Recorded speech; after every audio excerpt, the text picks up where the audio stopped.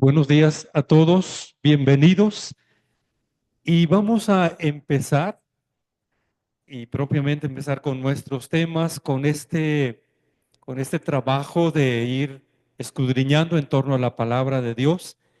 Y, y yo me siento muy contento de presentar a quien conocemos en realidad, pero siempre es mucho motivo de alegría presentarlo y tenerlo entre nosotros. Carlos Junco Garza, presbítero del Presbiterio de Monterrey, eh, licenciado en teología bíblica por la Universidad Gregoriana, en Sagrada Escritura por el Bíblico de Roma y doctor en teología bíblica por la Universidad Pontificia de México. Él ha sido maestro de tiempo completo en la Pontificia de México desde 1983 hasta 2007. Ha sido maestro de tiempo completo también y luego de asignaturas en el Seminario de Monterrey. Eh, Ha también enseñado en el ITEPAL y CEBITEPAL de Bogotá y en otras instituciones, tanto católicas como ecuménicas. Fue coordinador de la sección de Teología Bíblica de la Universidad Pontificia de México del 92 al 95. Fue presidente de nuestra Asociación de Biblistas entre 1995 y 1998. En cuanto a sus obras, él junto con el ahora arzobispo Ruy Rendón ha publicado una obra que seguramente conocemos, La Palabra nos congrega y Primer encuentro con la Palabra. Por su cuenta ha escrito, además de diversos artículos y folletos, los siguientes títulos: Escucha Israel, la crítica profética ante el templo, la Biblia en mi vida, Palabras sin fronteras, los profetas de Israel, para vivir la Pascua, la Biblia, libro sagrado, Jeremías, en una obra en conjunto, Jeremías y Ezequiel. Y junto con Ricardo López Rosas, él ha conducido la biblioteca bíblica básica de Verbo Divino. Desde noviembre de 2004 fue el coordinador del equipo responsable de la traducción Biblia de la Iglesia en América, la BIA como la conocemos, versión promovida por el CELAM y por los obispos de Estados Unidos de Norteamérica, publicada en 2019. Damos la bienvenida entonces a Carlos Junco.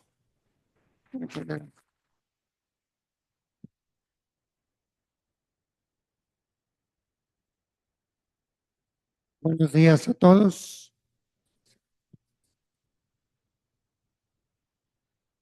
El tema es revelación, Yesis verbisque, génesis y significado, dispone de la fórmula. 3 textos del Antiguo Testamento y 3 del Nuevo Testamento sirven de preludio y nos dan la pauta para entender parte de la temática que abordaré en esta ponencia. Entonces Dios dijo que exista la luz y la luz existió. La primera palabra expresada por Dios en la Biblia se hace realidad. Vayomer Adonai, Yehior, Vayehior. Entonces Dios dijo, entonces pronunciarás estas palabras delante del Señor tu Dios. Mi padre era un arameo errante, bajó a Egipto y habitó allí como migrante con unas pocas personas, pero luego se convirtió en una nación fuerte, grande y poderosa. Los egipcios nos oprimieron, nos humillaron e impusieron sobre nosotros una pesada servidumbre. Pero clamamos al Señor Dios de nuestros padres y el Señor escuchó nuestra voz, vio nuestra humillación, nuestras cargas y nuestra opresión. Entonces el Señor nos sacó de Egipto con mano fuerte y brazo poderoso en medio de gran terror, señales y prodigios. Palabra del pueblo que confiesa la intervención de Dios en la historia. Reconocerán que yo, el Señor, lo he dicho y lo cumpliré, oráculo del Señor. El Señor pronuncia promesas que no quedan en el vacío, sino que se cumplen. Vidatem, ki ani Adonai, divarti asiti. Y por toda Galilea Jesús sí fue predicando en las sinagogas de ellos y expulsando a los demonios.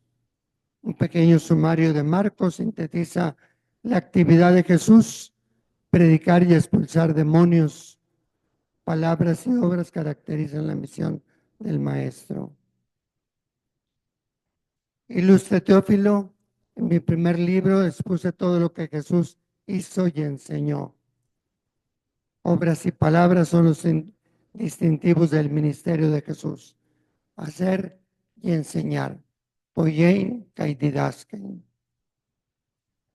Lo que existía desde el principio, lo que hemos oído, lo que hemos visto con nuestros ojos, lo que hemos contemplado y palpado con nuestras manos acerca de la palabra de vida. Oídos, ojos y manos se convierten en testigos vivientes de la palabra que han escuchado, lo mismo de las acciones y actitudes que han visto y palpado.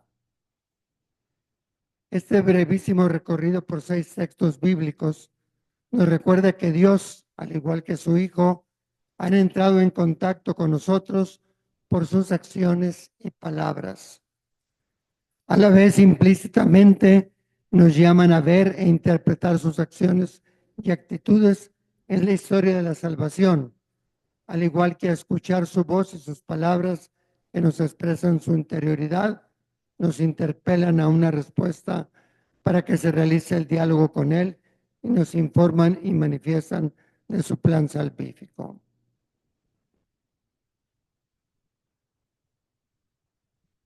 Paso a ver el contexto histórico y el texto de la Dei Verbum número 2.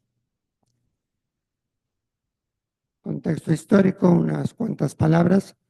El Concilio Vaticano II, realizado del 11 de octubre del 62 al 8 de diciembre del 65, se llevó a cabo en 4 etapas que iban de septiembre, octubre a noviembre, diciembre de cada año. Recordemos que la Constitución dogmática sobre la divina revelación, en el quinto y definitivo esquema, se llamará Dei Verbum por su incipit, fue el documento que más tardó en ser aprobado. A escaso un mes de haber iniciado la Magna Asamblea, el 14 de noviembre del 62, empezó la discusión sobre el esquema de Fontibus Revelationis, preparado por la Comisión Teológica del Concilio. Junto a este se había elaborado otro documento de depósito fide y pure custodiendo, que nunca se debatió por la simple razón de que el primer esquema mencionado fue rechazado por la mayoría y retirado por Juan 23. Y solo al faltar 20 días para la conclusión del concilio, el 18 de noviembre del 65, fue aprobado el documento final, el quinto esquema. Es la Dei Verbum, promulgada inmediatamente por Pablo VI. En la presentación ya después por escrito vienen algunos otros datos, me los brinco yo. Y paso rápidamente a ver el número 2 de la Dei Verbum, que está pues en el primer capítulo, que es la naturaleza de la revelación. En el número 2 va a venir la fórmula que vamos a estudiar. Lo voy a presentar un poquito algunos elementos del texto. Dice el texto: quiso Dios, con su bondad y sabiduría, revelarse a sí mismo y manifestar el misterio de su voluntad. La revelación salvífica surge de la iniciativa amorosa de Dios. Es fruto de su bondad, es gracia. Mientras Vaticano I hablaba de la sabiduría y bondad divinas, la Dei Verbum cambia el orden de estos sustantivos y los personaliza más claramente. El objeto de la revelación es Dios mismo y su misterio, traducido en la Vulgata como sacramentum o plan. En lugar del aspecto jurídico, el objeto que acentuaba Vaticano I, eterna voluntatis sue decreta. Ahí tienen la vista de del Vaticano I y Vaticano II, al menos en este aspecto. El Vaticano I empieza con la revelación natural de Dios y después continúa Atam placuisse eius sapientiae bonitati se ipsum ac eterna voluntatis sue decreta revelare. El Vaticano II, más directo y más personalista, placuite Deo, no eius sapientiae. Y luego el cambio del orden in sua bonitate e sapientia se ipsum revelare, sería el revelare, y luego el notum facere sacramentum voluntatis sue, que es el plan de la salvación, algo más importante, el designio de Dios.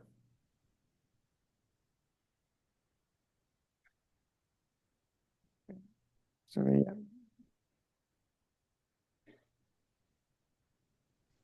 Ahí está. El concilio prosigue. Por Cristo, la palabra hecha carne, y con el Espíritu Santo, pueden los hombres llegar hasta el Padre y participar de la naturaleza divina.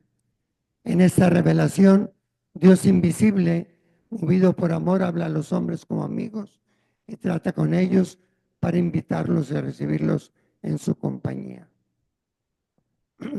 La finalidad de la revelación es la comunión de vida, no con el Dios de la filosofía, sino con el Dios bíblico, que en su economía salvífica y personalista, resaltando así la mediación de Cristo y la acción del Espíritu que nos permiten el acceso al Padre, que nos conduce a la comunión de vida con las tres personas.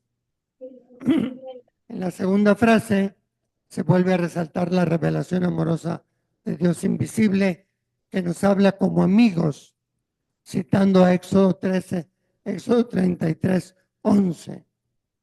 El texto dice, el Señor hablaba con Moisés cara a cara como habla un hombre con un amigo. En la expresión reejo.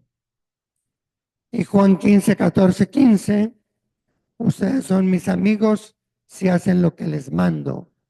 Ya no los llamo siervos porque el siervo no sabe lo que hace su Señor. Los llamo amigos porque les he dado a conocer todo lo que me ha dado mi Padre. La revelación, fruto de la acción amorosa del amigo y de la convivencia de Dios con nosotros, nos llama a aceptar su invitación para estar en su compañía. La revelación, pues, se muestra interpersonal, es un diálogo y un encuentro de amistad. Luego sigue la frase que vamos a estudiar, ahorita nada más la enuncio. El plan de la revelación se realiza por obras y palabras intrínsecamente ligadas. Las obras que Dios realiza en la historia de la salvación manifiestan y confirman la doctrina y las realidades que las palabras significan. A su vez, las palabras proclaman las obras y explican su misterio. Se presentan los medios constitutivos de la revelación. Gestis, verbisque, intrínseche, interseconexis. Entonces, voy a tratar de eso, pues ahí lo dejo nada más. Y termina el número 2 diciendo, la verdad profunda de Dios y de la salvación del hombre resplandece en Cristo, mediador y plenitud de toda la revelación. ¿Quién es Dios? ¿Quién es el ser humano? ¿Y cuál es el proyecto de Dios para la humanidad? Resplandecen en Cristo, mediador y plenitud de la revelación. Si en el Antiguo Testamento hubo muchos mediadores y revelaciones parciales, ahora en el Nuevo Testamento Cristo es el mediador único, el enviado del Padre que nos ha revelado todo. Nadie ha visto jamás a Dios. El Hijo único está en el seno del Padre. Él lo ha manifestado. Él es la plenitud porque en Él nos ha dicho y dado todo el Padre. Jesús es el revelador y el revelado, el mensajero y el mensaje, el evangelizador y el evangelio viviente. De esta manera, a través de ese número se resalta la dimensión trinitaria cristocéntrica, histórica y salvífica de la revelación. Después el número 4 dirá, en continuidad con esto último de Jesucristo, mediador y plenitud, la economía cristiana, por ser la alianza nueva y definitiva, nunca pasará, ni hay que esperar otra revelación pública antes de la gloriosa manifestación de Jesucristo nuestro Señor. Sin embargo, pues nosotros no hemos comprendido plenamente la revelación. De ahí que, como se explica en los capítulos siguientes de la Dei Verbum, la comunidad de los creyentes en Cristo, la iglesia, va caminando hacia la plenitud de la verdad.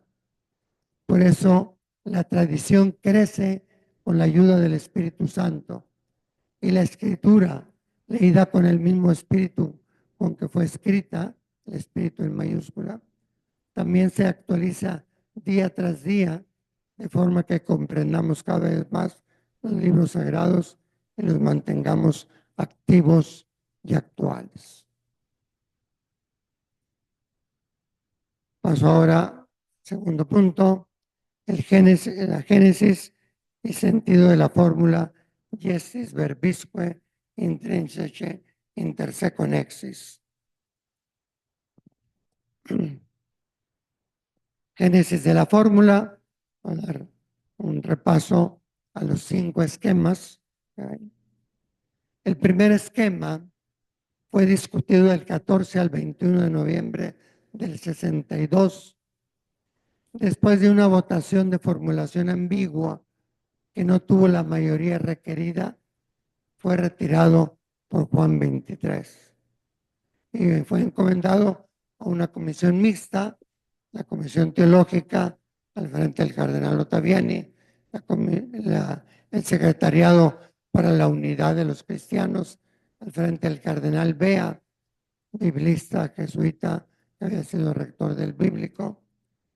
Dos tendencias pues contrapuestas, podríamos decir, una de tinte conservador, otra de tinte de avanzada, se van a encargar del segundo esquema. Pero volvamos al primero. En De Fontibus Revelaciones no hay absolutamente nada respecto al tema que trato, de la unión de palabras y obras intrínsecamente ligadas. La revelación se considera como comunicación de verdades y se expresa en términos de palabra, predicatio, viva vox, sermo Dei, verbum Dei, Dei verbum, locutio, ministerium verbi. A pesar de que en el número 1 aparece economía, pues toma los hechos más bien como objeto de revelación o a lo sumo como prueba de lo que se revela. Lo mismo sucede en el depósito fidei pure custodiendo no discutido, números 17 y 18 de ese documento. Las críticas y el rechazo del documento propuesto se reflejan desde las primeras intervenciones. Antes de hablar de dos fuentes de la revelación, se debería presentar lo que es la esencia y la fuente de cualquier revelación, la palabra de Dios. Los cardenales Lienard y Frings abrieron la discusión ese día y dijeron claramente: esquema si aperte lo quilicet, non placet. Esquema videtur mihi inadequatum materiae contractare intendit. Blanchet. Dijeron los dos, una cosa cada quien. Ellos dos eran los que al principio del concilio habían detenido las votaciones porque querían, toda la curia romana quería que se eligieran inmediatamente de los padres conciliares que estaban en la lista, que habían colaborado, se eligieran las comisiones. Y ellos pidieron que no se hiciera eso, que se suspendiera la votación, que se la dara hasta días después para que las conferencias episcopales propusieran eso. Entonces, esos dos siguieron hablando con bastante libertad del concilio.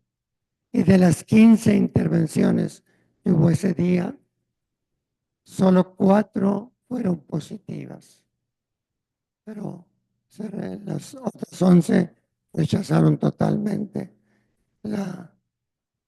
el esquema. Voy a decir algunas cosas que opinaron ciertos obispos, no voy a leer los nombres para no hacerlo tedioso.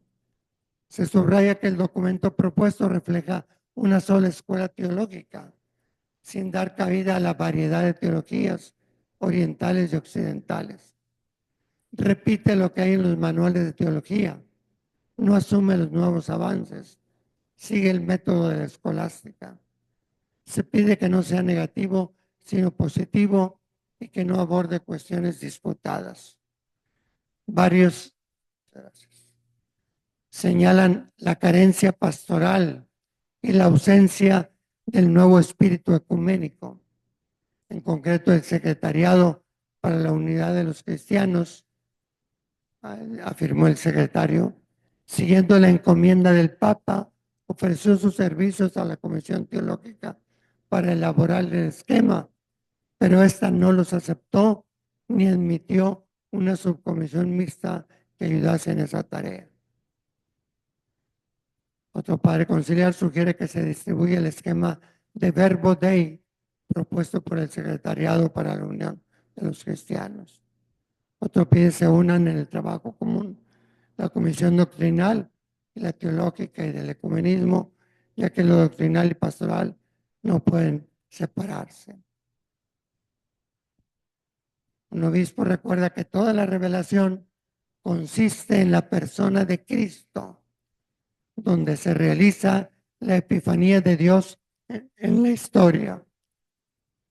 A la vez, advierte el peligro de disociar por una parte los hechos salvíficos de Cristo y por otra sus palabras y los discursos de los apóstoles.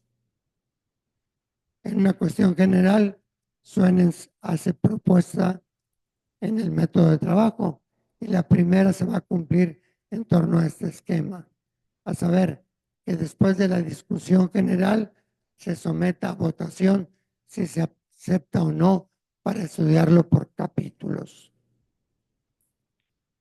El esquema de Fontibus Revelationis, pese a la ambigüedad de la pregunta y pese a haber sido rechazado por una inmensa mayoría, el 62%, no alcanzó el número necesario de votos y por eso debería seguirse estudiando y discutiendo. Sin embargo, al día siguiente, 21 de noviembre, el secretario del concilio notificó que Juan XXIII había decidido retirar el de Fontibus y encomendarlo en la elaboración del segundo esquema a la Comisión Teológica y al Secretariado para la Unión de los Cristianos. Dos visiones diferentes o contrastantes. Paso al segundo esquema.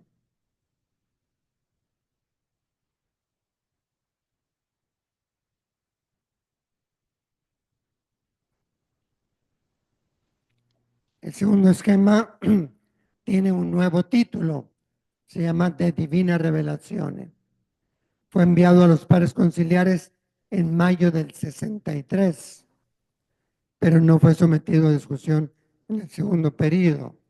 Mientras tanto, pues el Papa Juan XXIII murió el 3 de junio del 63, Pablo VI fue elegido el 21 de junio del 63 y anunció que se reanudaba el concilio. Entonces, aunque no se discutió el segundo esquema, se recibieron intervenciones por escrito, unas 300 intervenciones, de las cuales 75 eran a nombre propio y las demás eran a nombre de varios obispos o de conferencias episcopales. Hubo alabanzas a la labor realizada, pero también críticas, unas cuantas muy duras, otras no tan severas. Algunos pidieron se condenaran los errores. Nadie presentó otro modelo de texto, pero el esquema se le hicieron muchas observaciones, porque era un esquema de alguna manera de compromiso. Eran dos tendencias teológicas muy distintas. Entonces lo primero que sacan pues es cediendo mucho cada quien. No aparece en este esquema todavía la fórmula gestis verbisque en el número 2, pero hay pequeños indicios que ayudaron a prepararla. Ya en el número 1 se cita Primera de Juan, capítulo 1, versos 2-3, donde se habla de lo que nosotros vimos y oímos. Vimos las obras, se supone, escuchamos las palabras. Entonces el ver y el oír es una cita. También en el número 4 aparecen los hechos de Cristo, pero todavía vistos como simple objeto de la revelación o como una prueba de las palabras. En el número 14, que habla del Antiguo Testamento, se dice que Dios se reveló a Abraham, a Moisés y al pueblo verbis ac gestis. Esta adición se debió a la propuesta del perito Smulders, quien mostró que en el lenguaje bíblico y patrístico, dabar, logos, verbum, significan palabras y acciones. Verba, facta et gesta. Las críticas al segundo esquema apuntan una visión demasiado intelectualista y conceptual de la revelación. El capítulo 1 es demasiado conceptual, de tesis escolares, sin tomar en consideración a los hechos de la revelación de un padre. Algo similar, los obispos de la región apostólica burgalensis, que no sé dónde sea, si Burgos o qué no, es burdigalensis. La revelación viene a veces presentada como orientada a un mero conocimiento, cuando tiene por objeto propio permitirnos participar en el plan salvífico de Dios. Otro obispo advierte, si se mantiene la descripción de revelación como locucio formalis, que no se olvide la actividad de Dios que se revela para no caer en un intelectualismo. Dios se revela también por obras. Otro obispo dice que las obras de Cristo no son solo signos de la revelación, sino también como vehículo e instrumento de la misma revelación. Otras aportaciones van preparando más claramente la fórmula gestis verbisque que va a quedar en la Dei Verbum 2 a partir del tercer esquema. Ni la terminología ni el orden de obras y palabras es uniforme en las propuestas. Dios se revela primariamente rebus gestis, secundariamente verbis, dice un obispo. Pero en este esquema se propone como si la revelación consistiera primariamente en palabras o doctrinas. La Conferencia de Obispos de Indonesia, hablando del premio, indican que en general están satisfechos, pero desean que más clara y abiertamente se establezca que Dios se revela no solo con palabras, sino también con sus obras grandiosas. La magnalia de ella. La Conferencia de los Obispos de la Región Apostólica de Francia Occidental pide definir mejor la revelación, que consiste no solo en palabras, sino también en acciones consideradas como un todo. Los obispos holandeses señalan que hace falta conectar las palabras dicta con los hechos, facta y stacqua. Unos padres conciliares de África Central proponen la fórmula verbis et factis, como se comprueba por la cita de primera de Juan 1, 2, 3. Otro obispo advierte que no hay que reducir las obras de Cristo reveladoras a los solos milagros, sino toda su vida comprueba la autoridad del testimonio de Cristo. Otros llaman la atención para enfatizar que la revelación no es un conjunto de hechos y verdades, sino es ante todo Cristo Redentor que se comunica a los hombres para salvarnos. La persona de Cristo es la fuente y el contenido de la revelación. Paso así al tercer esquema.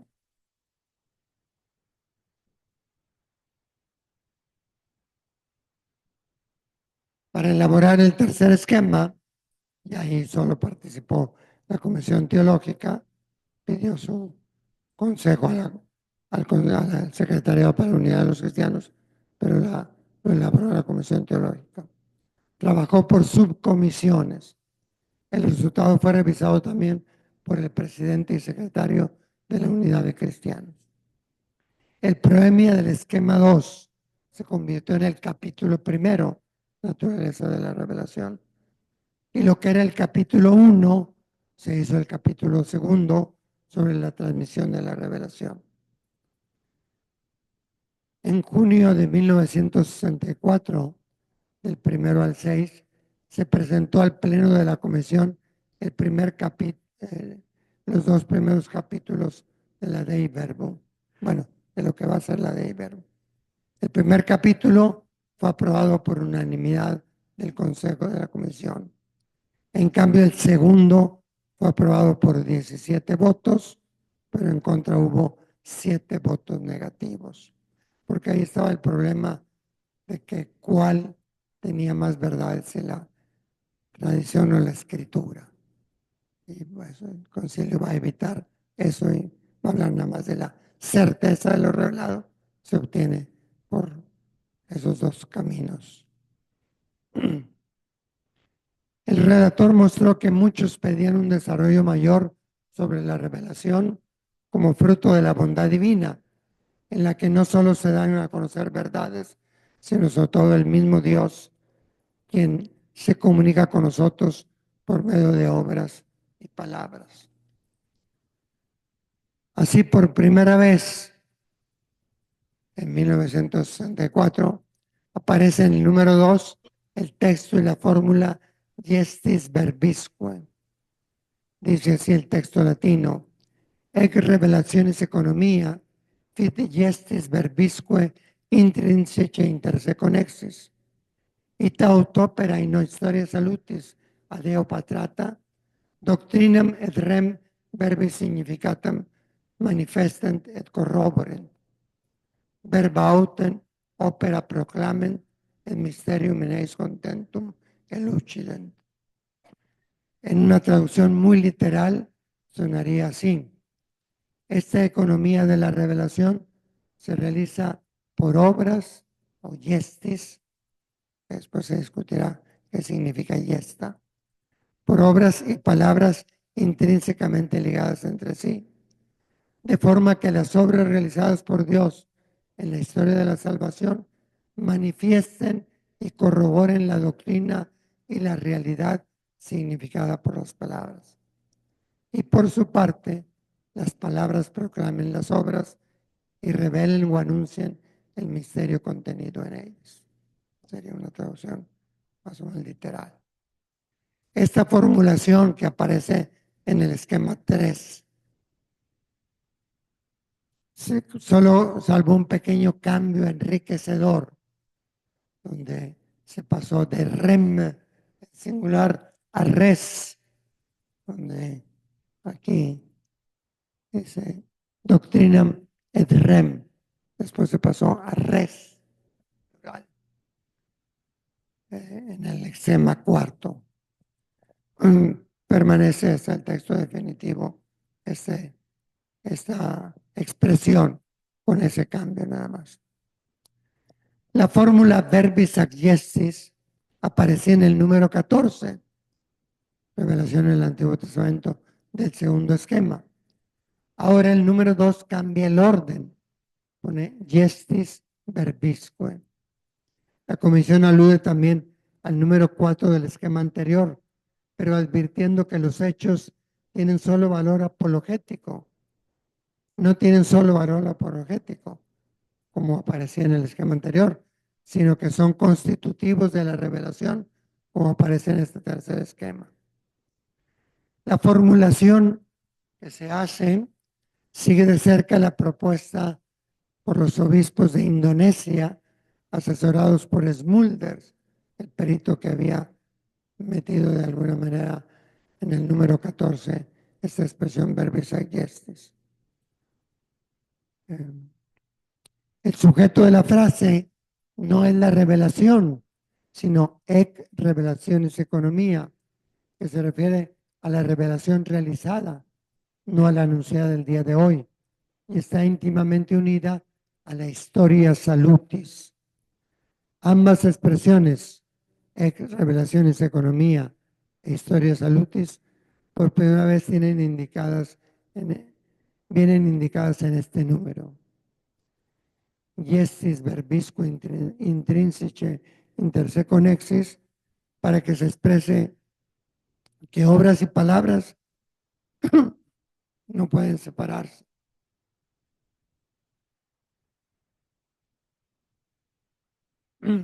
No pueden separarse.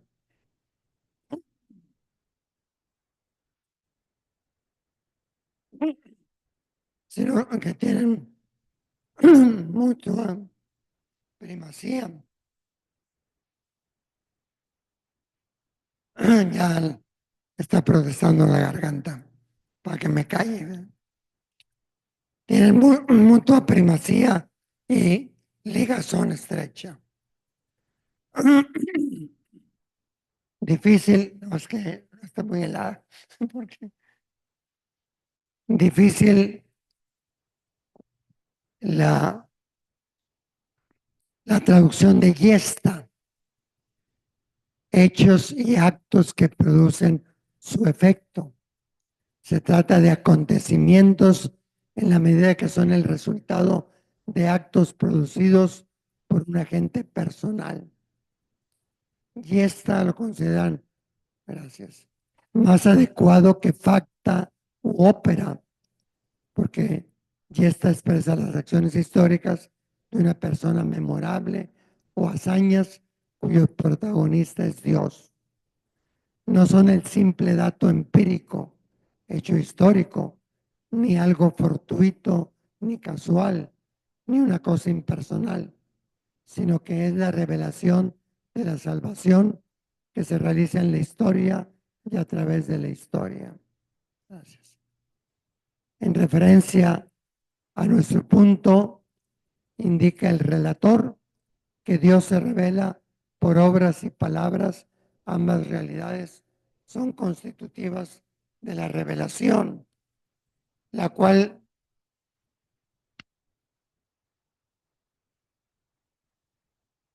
tiene índole histórica y sacramental. Histórica por la serie unificada de las diversas intervenciones de Dios en la economía de la salvación. Gracias. Sacramental porque su sentido se descubre por medio de las palabras de Dios. Locutio Dei, que es a su vez un evento o acontecimiento histórico. La revelación se realiza en la historia y dentro de ella. Es la horizontalidad de la revelación, a la que va unida la verticalidad de la palabra que irrumpe en la historia y llega a su culmen en la palabra y la verdad personificada. Con esto se responde a las críticas que se habían formulado al segundo esquema que subrayaba el intelectualismo de la revelación y no le prestaba atención a los hechos reveladores. Además, recuerda que la persona de Cristo es la revelación suprema. No todos concuerdan con esta visión de los hechos. Un obispo pone en duda que los hechos sean elementos constitutivos de la revelación, sino que son solo objeto material, ya que los elementos constitutivos de la revelación, según él, son solo la palabra y el testimonio de Dios, pero no los hechos solos. En cambio, otro obispo alaba en el número 2 la unión de gesta y ópera a verba. Se unen y se ilustran recíprocamente. Los hechos son reveladores y se puede decir anteriores a la palabra.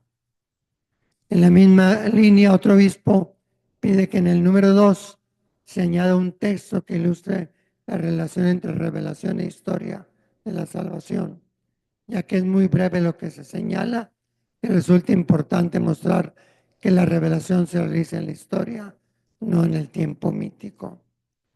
El culmen de la historia de la salvación es la encarnación del Verbo de Dios, por lo que se debe subrayar que la revelación es a la vez historia y doctrina, pues se lleva a cabo tanto por acontecimientos históricos como por palabras.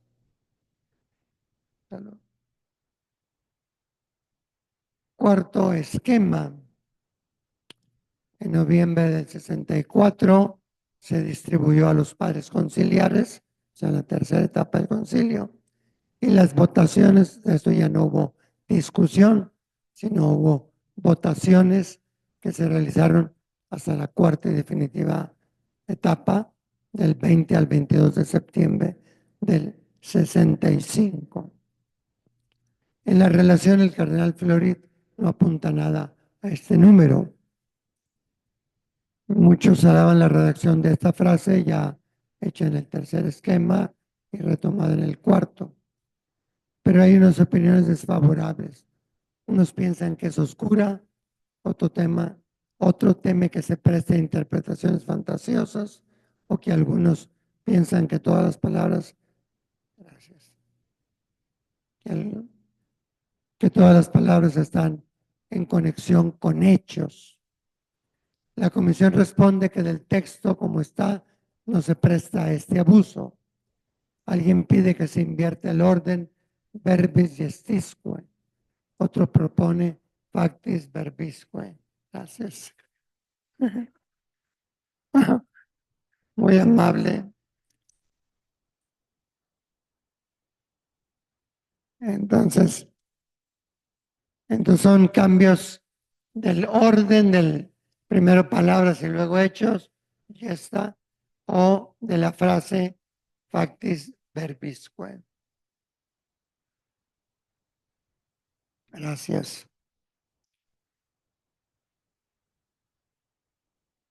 La respuesta, la comisión responde que del texto como está no se presta a este abuso. Y aquí la respuesta de esto es que, bueno, ya de esto se ha discutido mucho y se propone la misma gestis verbisque. Defner, el cardenal de Múnich, con 78 obispos de lengua alemana y escandinava, quieren que en lugar de doctrina de rem verbis significatam, que la juzgan un pleonasmo, se escriba veritatem salutarem. La comisión responde que quizá no advirtieron que la palabra res tiene casi el mismo sentido que cuando se habla de res sacramenti, o sea, en la realidad profunda significada por las palabras. También indica que hay una analogía tradicional entre las obras de la Escritura pueden ser los hechos narrados o los libros, no sé, y los sacramentos cristianos. Y esta es la razón por la que se sostuvo esta palabra rem, pero a la vez le preocupa que se entienda más fácilmente. Por eso en lugar del singular rem, la comisión pide que se escriba en plural res. Así que del texto doctrina et res verbis significatas. Es el único cambio que se hace a la fórmula. El quinto y definitivo esquema.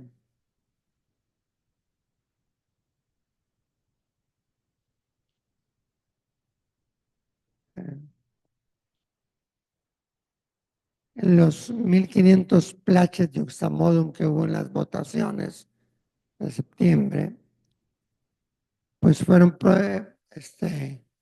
agrupados en 212 y de los cuales aceptaron solo una quinta parte, porque los otros o eran inútiles o ya eran cosas que se habían dicho que no iban a cambiar, etcétera, o tocaban la sustancia del texto ya aprobado, que de eso no se trataba.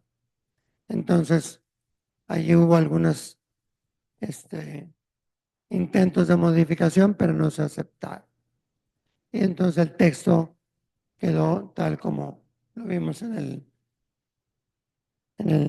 como estaba desde el esquema cuarto, en Revelaciones Economía, fit gestis verbisque, intrinsici inter conexis, y tout opera in historia salutis deo patrata, doctrina res verbis significatas manifestent et corroborent, verba autem opera proclament, en mysterium in eis contentum elucident. Entonces así se llegó al texto actual. El significado y alcance de la fórmula. Primero presento aquí rápidamente donde aparecen fórmulas similares en la Dei Verbum. Entonces, si ustedes ven atentamente, no siempre se emplea el plural yesta, solo en el número 2 y en el 14. Se utilizan también ópera, facta, res, eventus y uno más amplio, vita. Recordemos que la palabra yesta es más personalista, incluye el designio de Dios y sus acciones salvíficas. Son obras en cuanto producen su efecto y son causados por un agente personal. Los hechos facta pueden ser casuales e impersonales. Y ambos, ya sea yesta, facta o ópera, no se pueden separar de las palabras. Para palabras se emplea sobre todo verba, número 2, 4, 8, 14 y 17, pero también predicatio oralis en el número 7, exore, conversazione en el número 7, conversazione puede significar conversación, pero también puede significar el trato con él. Queda pues abierto a los dos sentidos.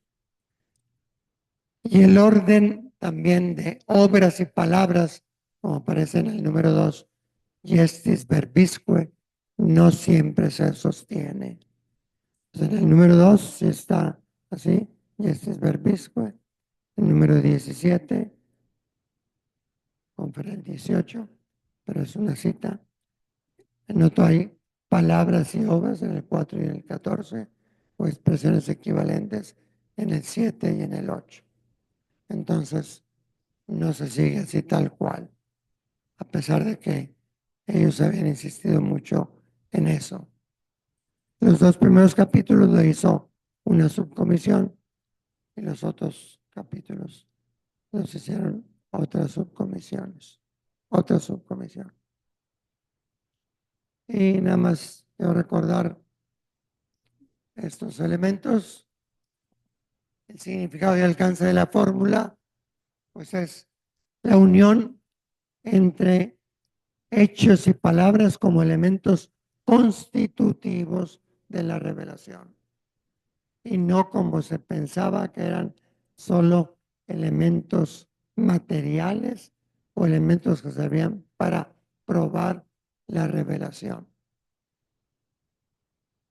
El superar el intelectualismo en la revelación, pues al ya no solo revelarse Dios por palabras, sino también por hechos, se supera ese aspecto.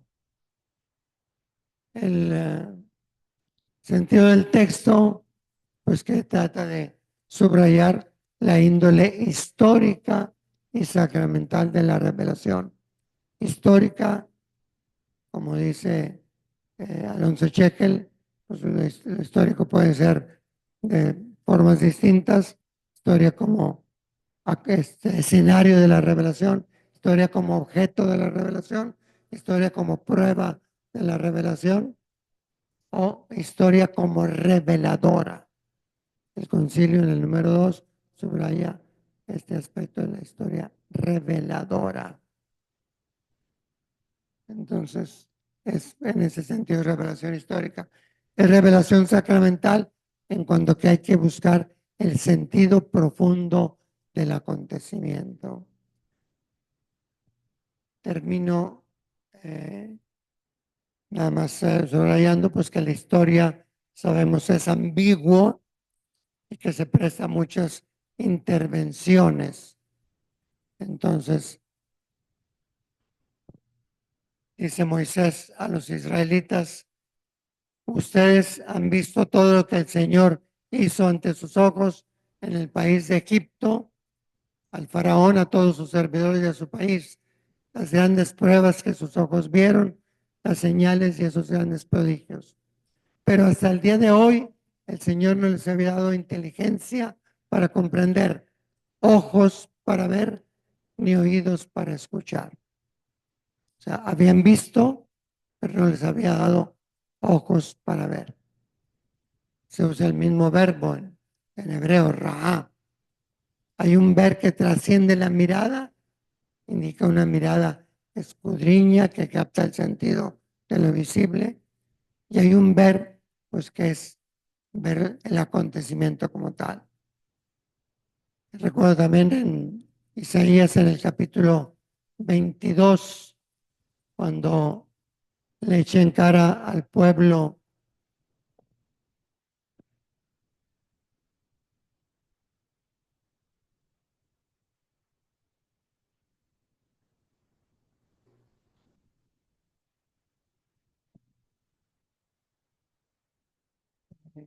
con el ataque de Sennacherib, es el trasfondo histórico de este texto de Isaías 22. En, en ese Sennacherib Te convidé una asedió gordita. Jerusalén, no la, no la se invadió por un grande tributo que pagó el pueblo y que solo se menciona en segundo libro de los Reyes. Entonces, en el capítulo 22, eché en cara un poco la, la actitud del pueblo.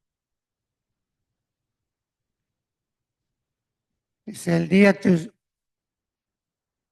que ustedes inspeccionaron el depósito de armas de la casa del bosque, observaron cuántas grietas había en la ciudad de David, recogieron el agua en las cisternas de abajo, contaron las casas de Jerusalén y demolieron algunas para reforzar la muralla. Entre los dos muros ustedes hicieron un depósito para el agua del antiguo estanque, pero no dirigieron la mirada hacia el que lo hizo todo, ni se dieron cuenta de quién lo había planeado desde hace tiempo.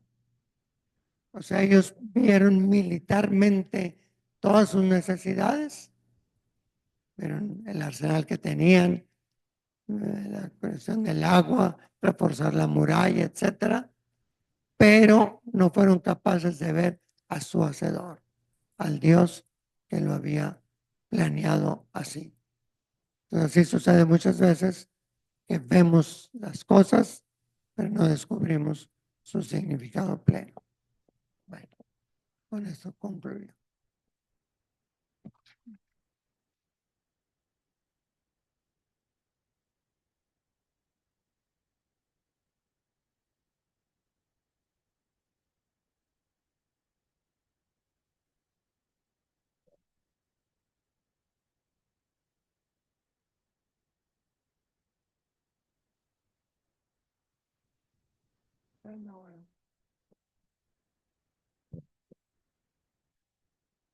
Muchas gracias, Padre Carlos, por la presentación. Abrimos este espacio para las preguntas y respuestas, así que tenemos la posibilidad, quien guste hacer una pregunta al Padre Carlos, seguramente que estará listo para responder. Padre Carlos Junco, mire, yo no quisiera hacerle una pregunta, sino hay algo que dijo muy bonito, que para mí es con lo que me quedo. Palabras textuales las apunté. Dijo, la persona de Cristo es la fuente y el contenido de la revelación. Y yo me quedo con esto porque es muy bonito la actitud de María. María dice en el Evangelio de Lucas, hágase en mí según tu palabra. Pero luego ya en el Evangelio de San Juan, que son palabras mayores, dice, hagan lo que Él les diga. La palabra tiene un nombre. Y San Henry Newman dice algo muy hermoso. Dice, María es la doctora entre los doctores, porque con esas palabras lo dice todo. Hagan lo que Él les diga. Pero aquí hay algo que hay que tener muy clarito, porque la que tiene la sensibilidad ante la ausencia del vino, que era símbolo de la alegría, es María. Y esto tiene que hacernos recapacitar. El que hace el milagro es Cristo. Nuestra fe es cristológica, cristocéntrica. Darle el lugar y el papel cada día mayor que se merece la mujer en la vida de la iglesia. Muchísimas gracias. Okay.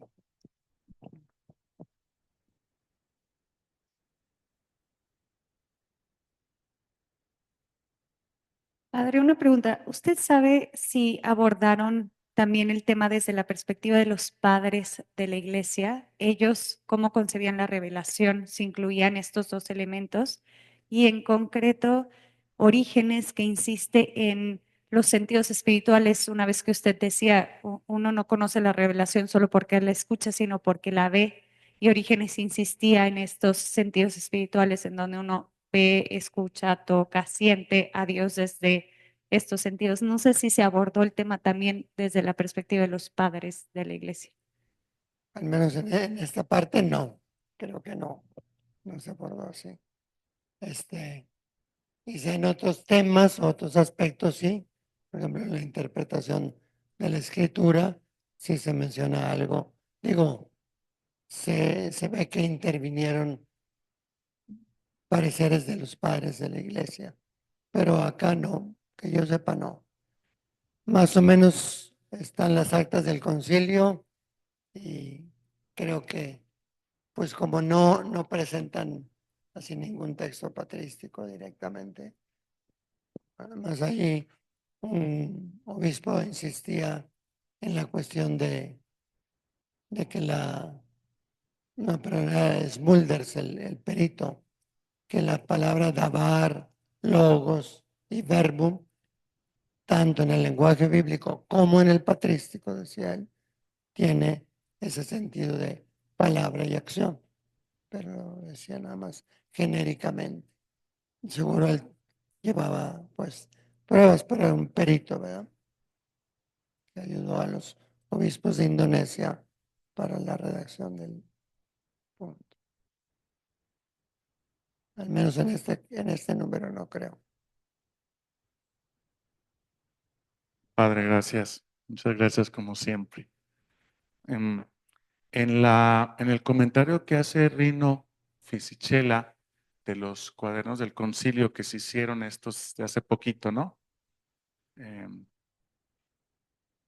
Él cuando menciona o traduce Dios invisible habla a los hombres como amigos movidos por su gran amor y mora con ellos. Y este mora con ellos, él lo traduce, lo entiende como se entretiene con ellos y hace todo un discurso en 2 o 3 páginas de qué se entiende por entretenerse con ellos. Como, entiendo yo, como una gradualidad de la revelación o un Dios que no de golpe deja caer su palabra, sino pues entra en el proceso de cómo es nuestra palabra y nuestra comprensión y se va comunicando o autocomunicando. Algo sobre eso, Padre. ¿Es correcto entenderlo así?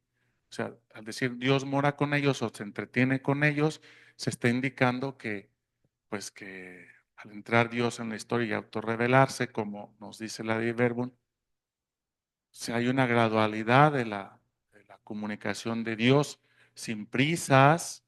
Sí, incluso él llega a decir, hoy para cortar una relación incluso profunda de amor entre dos personas, basta un WhatsApp para cortar a alguien.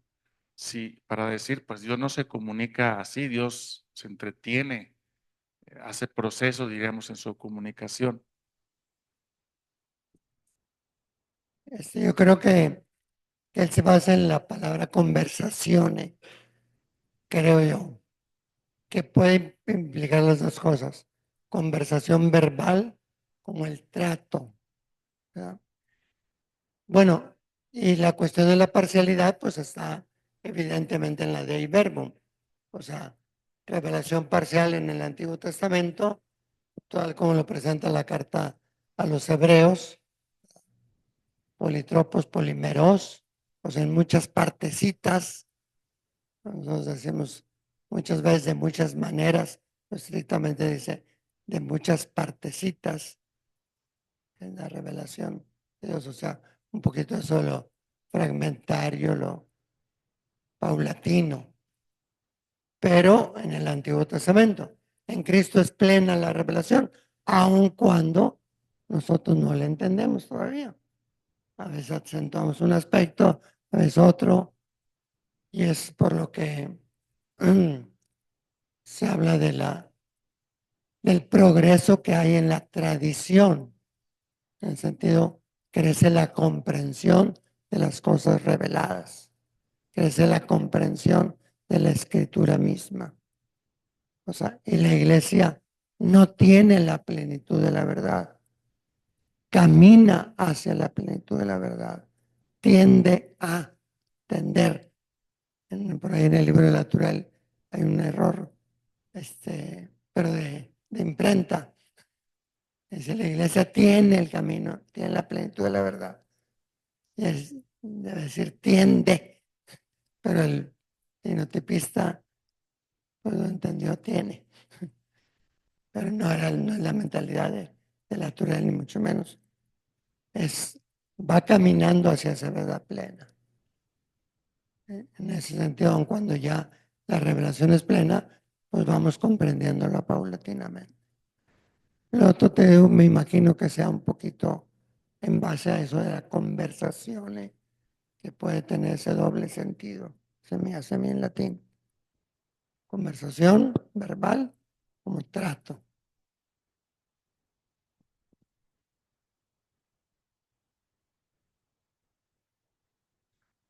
Padre Carlos, acá. Dos cuestiones, no sé si estén vinculadas entre sí.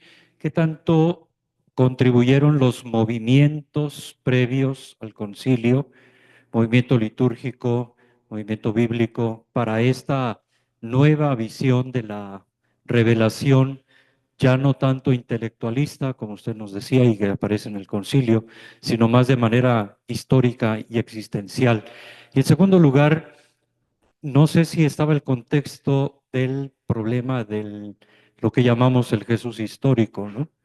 Claro, viene más adelante el tema de la fe, ¿verdad? Y los números siguientes van a desarrollar el tema de la fe, ¿verdad? Pero no sé si aquí se entró, no en polémica, sino también en diálogo con la cuestión del Jesús histórico, que se revela a través de gestos o de los gesta, pero que tanto realmente lo que tenemos en la escritura nos refleja esa actuación de Jesús.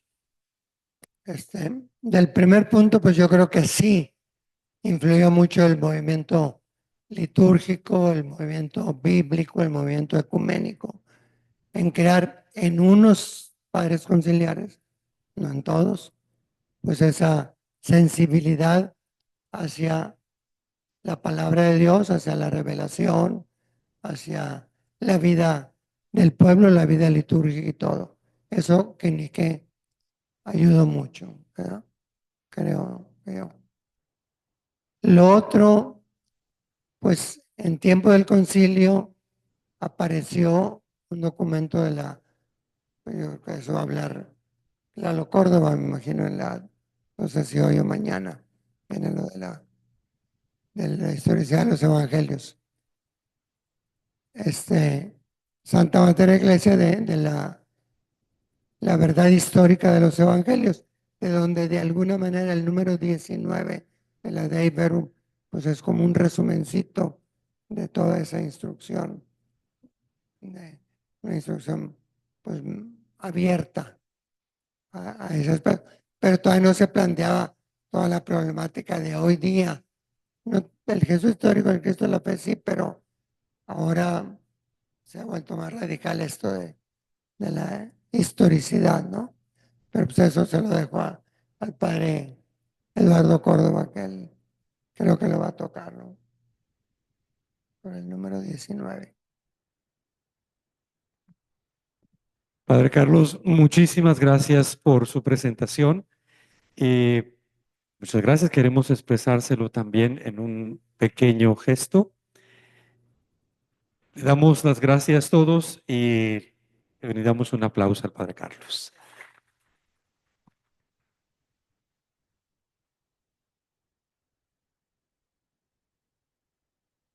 En la cuenta ustedes están recibiendo una liga para una breve evaluación, así que es el momento si gustan responder a esa evaluación.